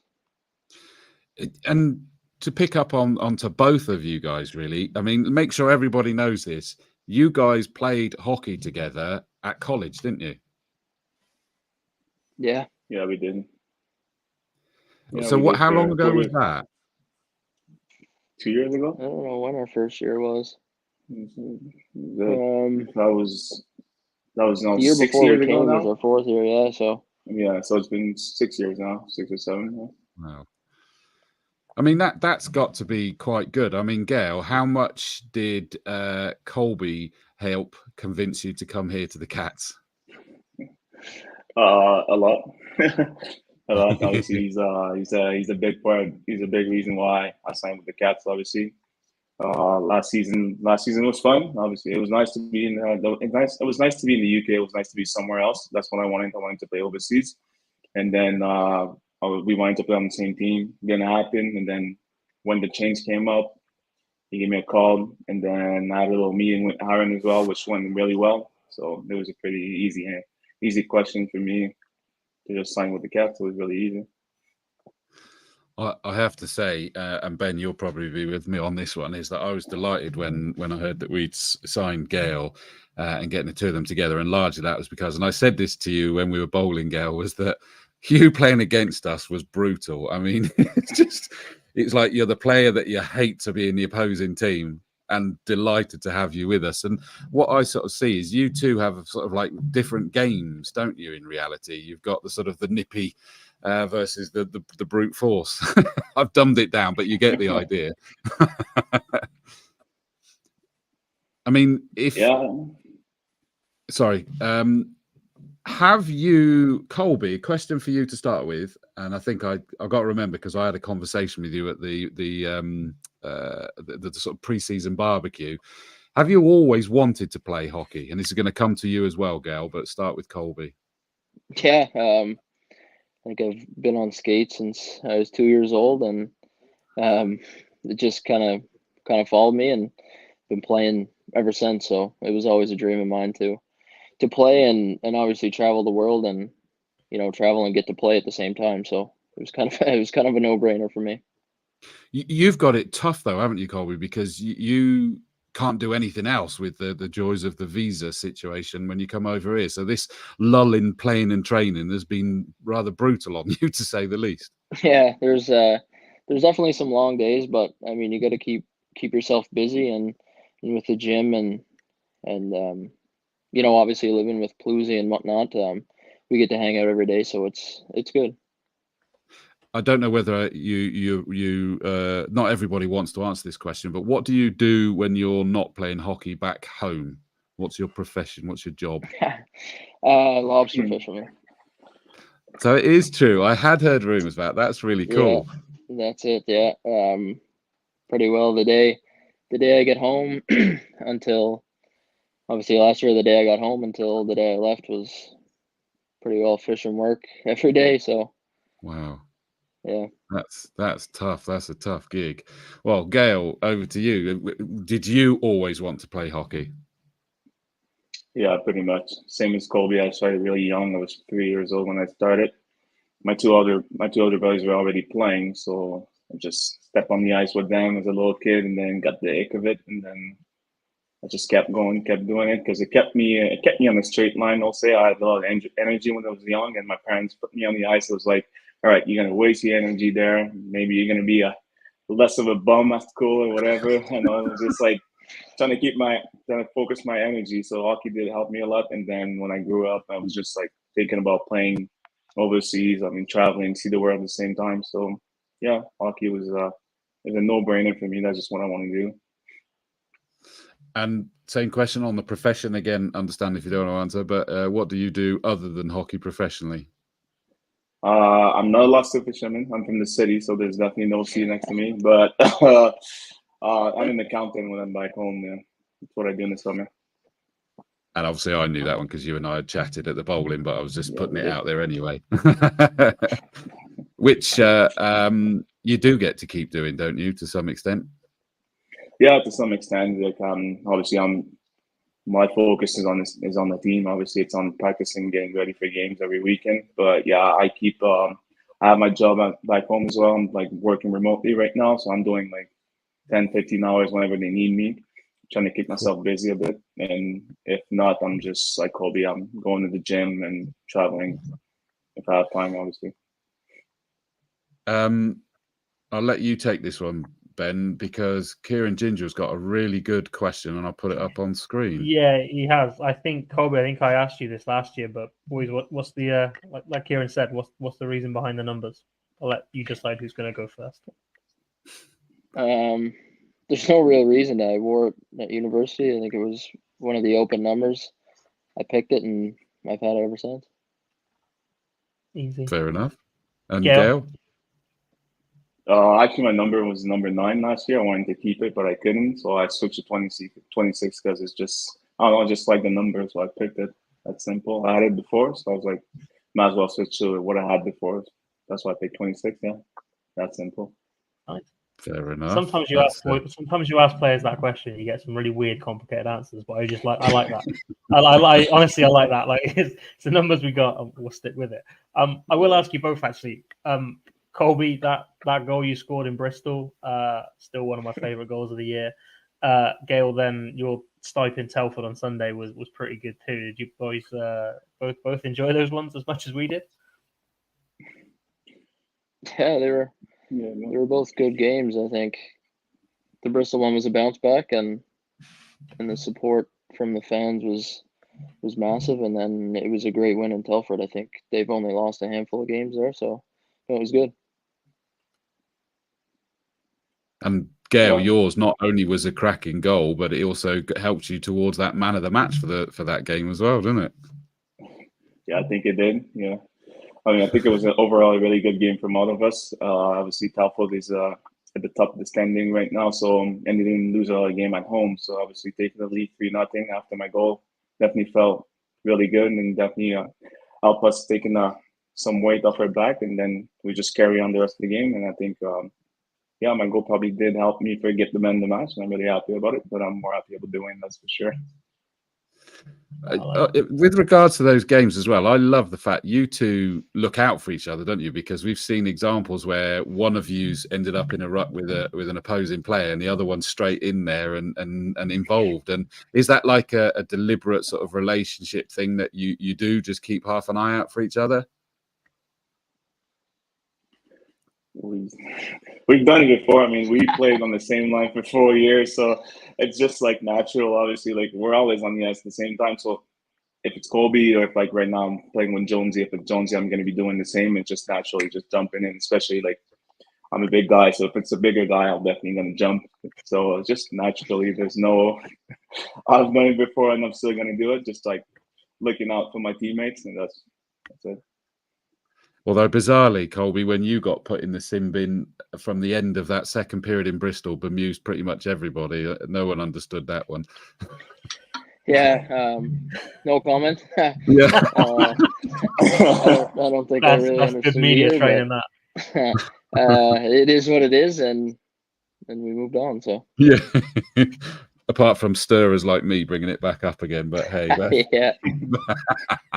that's what I'm here to do. Paul Williams has asked a great question. Colby is one of the fastest skaters I've seen in a Cats shirt. Do you practice speed skating in training? No, never. I know there is. Back home, there is speed skating, and believe it or not, there's a few hockey players that have done figure skating at home. But that's one thing I've never done. So you just naturally just have that speed is one of your natural things then? I guess so, yeah. Take it as read, yes. That's what we're allowed to say it, I understand. Yeah. In one of the things that I loved that you were telling me, Colby, was that back home, which would have been not an issue for us with this flooding now, is that you can't walk very far before coming across an ice rink. They're everywhere back home. Yeah, in the bigger cities, they are more so where I'm from. I think during the winter and hockey season, there's lots around, but come the summertime, a lot of them close and they'll do like kids camps throughout the summer and whatnot. So it is hard to find ice and get on during the summer, but you got to try your best and through training and a skate here and there throughout the summer months. Fair enough. Bethan Vaughan's made a great comment that you, Gail, you start off steady and then go beep beep like Roadrunner. I don't know whether you've ever seen that cartoon, the Roadrunner, but you suddenly go, so you sort of lure them into a false sense of security. That's what Bethan spotted about you, Gail. So there you go. What has the challenge been for you guys not being able to train much on the ice? Gail, go to you first. I would say trying to stay focused, trying to keep your legs in the rhythm. Obviously, it's you let's say think about the last 2 weeks we've played only on Sunday. So obviously the next game is really far when you look ahead. So we only practicing once a week. So it makes it you have really big gaps between games and practices that it's really hard to stay focused and stay focused on the goal and keep your legs and your body ready for games. So that's been one of my toughest challenges right now, but I mean, we still have the gym and we have the spinning classes we have as well, so it gets your legs going, the blood flowing. So I think it did help us a lot, and obviously getting the ring back will clear that up. It will, but I mean, tactically, Colby, does it put the Wildcats at a disadvantage? That's kind of a tough question. Everybody has their what ifs, and what if the rink was up and running from the get-go. I don't think so. Obviously a little bit, yeah, but I think with the group we have, everybody's old and mature, and the young guys are learning and they're playing very well. So I think with the group we have, not overly. No, I don't want to say it wasn't, but like I said, we just kind of keep pounding away at it and move forward. Tyler Plews has said, I knew you were going to say that. Yeah, Gael should spend more of his free time working on his golf game. Discuss, Gael. Come on, spill the beans. I'm not really good at golf. I'm not going to lie about it. I started this summer. I played a little bit. I mean, trying to get used to the clubs. I didn't even know what to call them. I just called them sticks, to be honest. I'm not a golfer. And we went with the boys. I had a rough one, had a couple good shots, and I mean, I'm slowly getting there, and I'm learning. Obviously, it's a new game for me, but I like it. And yeah, believe it or not, we all played the other day, and he hit his first birdie. I did. Which will explain that. It's like you knew, Colby. I did. It's insane. It was big in his luck, but it was a par 5, and I think he was on the green in 2. Wow. Does he go full Happy Gilmore on us, does he? Have you watched that film yet, Happy Gilmore? I don't know. I'll let him answer that one. I did a long time ago. I don't think it's called the same thing in French anyways, but yeah.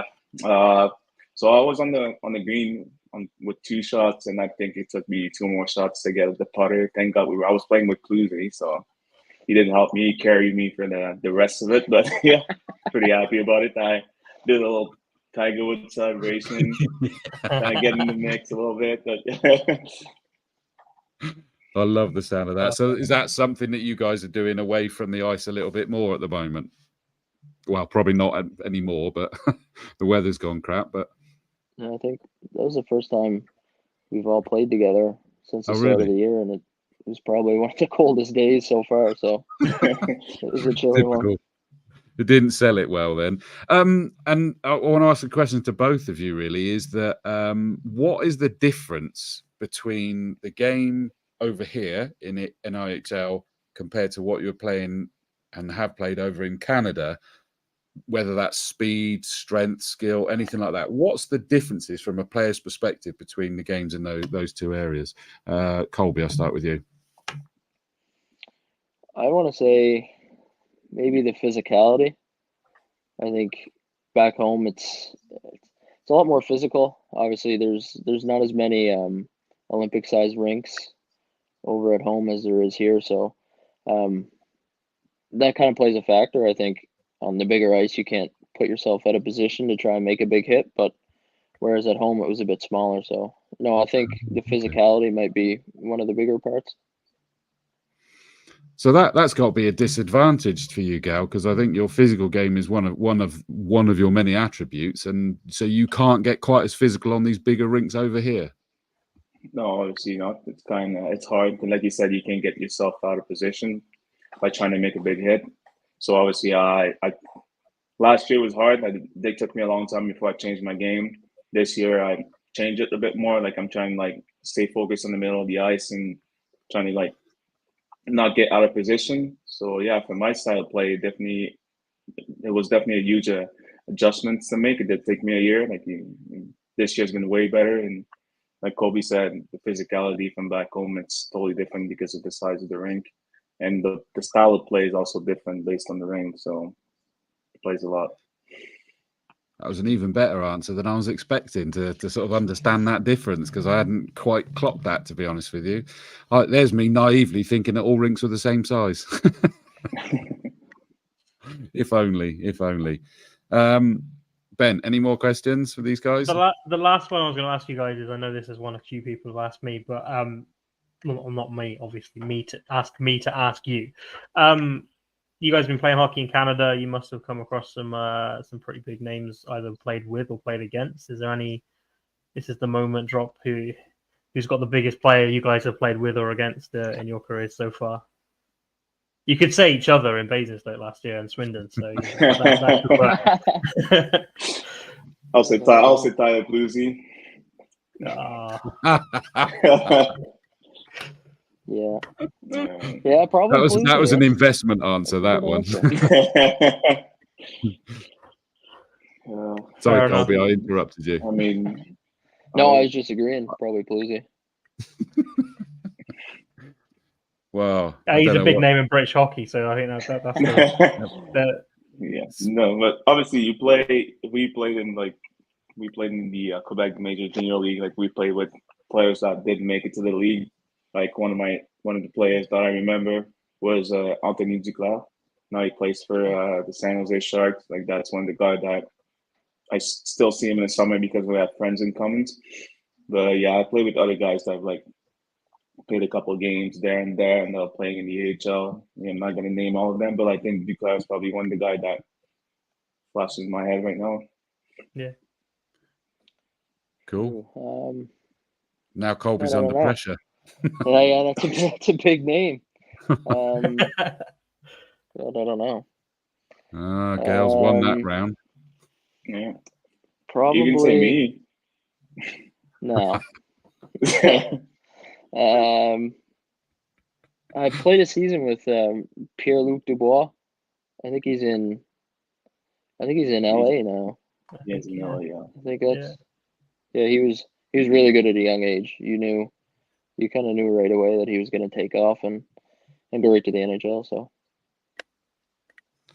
but the modest Tyler Plews has confirmed that he is your biggest name player that you played with. So, to be fair, Bluesy, you obviously weren't listening because they both said you. To be fair, so Guys, thank you so much for jumping on and having a quick word with us. We can't wait. Hopefully, we're going to get some news over the next day or two about a return to the Link Centre. I mean, you guys must know just how loud the Link Centre is going to be, that first game back in particular. Yeah, I think if you were there in Cardiff and if you were there in Bristol and even MK earlier on, like, it was loud. So yeah, I can only imagine what it's going to be like when the rink's packed at home and they come out onto the ice. Which, of course, Gail, you haven't properly experienced yet because it was only the pre-season games, wasn't it, before? So yeah, that's what I'm looking forward to. It. Like, obviously, Colby's been there last year, so yeah, he knows the feeling of it. But I can't wait to. I'm looking forward for it. That's for sure. It's going to be loud. We all are. And you get your training rink back as well, which will be good. So we look forward to it. Gail, Colby, thank you so much for joining us tonight. Thank you for your patience in waiting, and really well worth it. Yeah, Patricia Cookson says throat sweets at the ready when we get back to the rink. 100%. Guys, thank you so much, and we'll see you at the rink very soon. Cheers, boys. See you soon. No problem. Thanks, Thank guys. you very much. Thank you, guys. See you guys. See ya.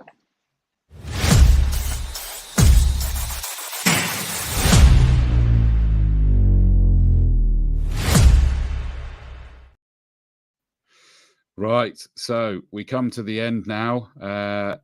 Angela saying can't wait. Joe says got excited saying Floydie, and then Floyd Taylor says come on Jimmy. Floydie's here. Do you know what I'm going to say? Stuff. I hope he's having a brilliant trip. Obviously, he went to Australia and that side of the world. Fair play. I hope he's having a great time. You picked the right year to do it, mate. To be fair, didn't you? Yeah. Right. Let's do. I've got to now share a screen because I need. Oh yeah, we've got the surprise draw to do. We do, and that was a surprise because you had no idea about it, did you? No, not at all. Right, let me pop in this. So thank you for everyone who's put the hashtag visual PR in. Right, add to the stage. Okay, so we're going to go with this now. So thank you for everyone who has entered, and we're going to now ping draw. See, how cool is that, Ben?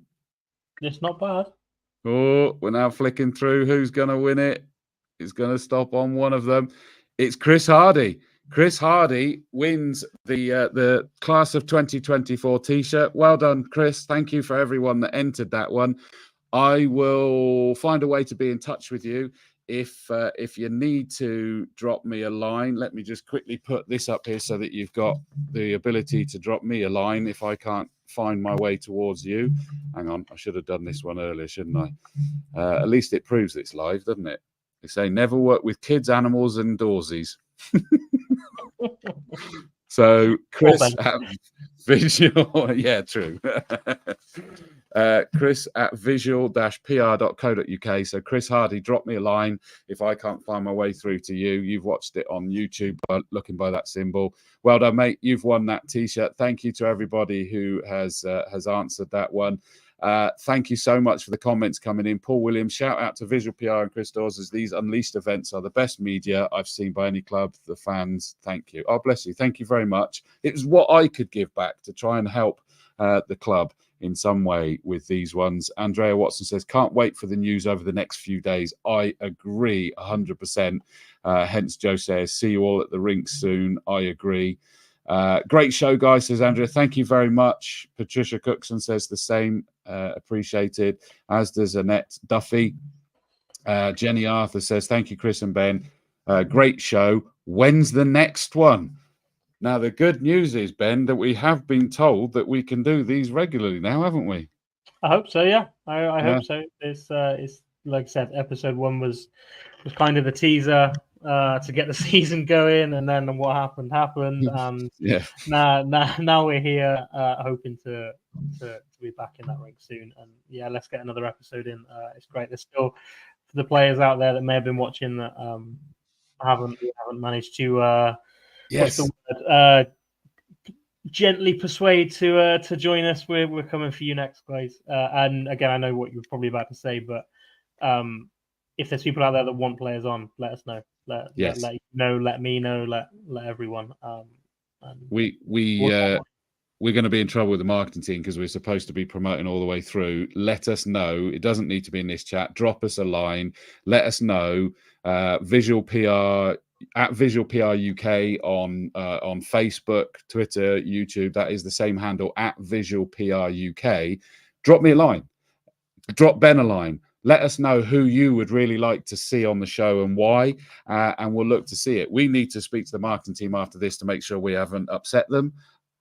It's not always guaranteed. I'm not going to, from my side, to be fair, but hopefully we'll be back. Ben and I were talking about maybe having a fun Christmas show where we'll get a few people on, and wouldn't it be lovely if we've already been back and experienced one or more games at the Link Centre before that? But watch this space. We'll let you know when episode 3 is coming, and it will be really exciting. Marco Trinci says, thanks, guys. Cheers, guys. Training Fox, Steve, thanks, mate. Can't wait for episode 3. Fox Wildcats family. Stacey Sprawls, thank you for another great show, Chris and Ben. Hopefully see everyone at the rink soon. 100%. Meg Lowe, great show, guys. Proud of you both and how hard you work. So you got your dinner ready now? I don't know. I've been on live show. I don't know. What's going on downstairs? Lee Keepance will be behind the team when we return to home ice. Be loud, be proud. And you'll make sure we are, Lee. You do. You whip us up to a frenzy, my friend. And Lee, you're someone else. As I say, we're going to be getting you on this show at some point if I have my way. Same as I've been told, fingers crossed, that we may be able to get Begsy on as well. That'll be good. The commentator. So if you watch the stream, the commentator, I couldn't even tell you what he looks like. I probably have seen him, but I didn't know it was him. Hopefully we might be able to get him on and have a chat and catch up with him as well. Training Fox has got to be our boy on episode 3. So he wants Reed, you're in.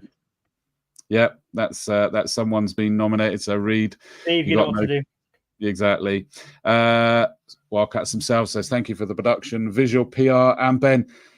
It's been a wonderful show. We're great to be back with you again, mate. I've really, really enjoyed it. Likewise, mate. Likewise. Can I just say one thing before I disappear? Because please. I know that I had this little task to do as well. Just a reminder to everyone: Thursday the 30th, 6 o'clock, Rusty Garage Brewery, Rodbourne Road. If you want to see the boys, I know that some of you have been to the game, some of you haven't been able to, but this is an opportunity. You get to see some of the cats, have some beer, have some ale, have some pizza. That to me sounds like a pretty good night out. So if you could be there on Thursday, that's Rusty Garage Brewery and Rodbourne Road, Swindon. Keep an eye on the cats' socials and websites. It will be there. But I said I'd do that one. No, absolutely. And the same as, don't forget, Player of the Month. We need the November Player of the Month votes in from you all. There are still the kit sponsorships available as well. So go to the fan zone on the website and you'll find kit sponsorship. There's a grid. You pick your player and you've got laces, shorts, tops, helmets, all sorts. And you've got different things that they return for you depending on which one you do.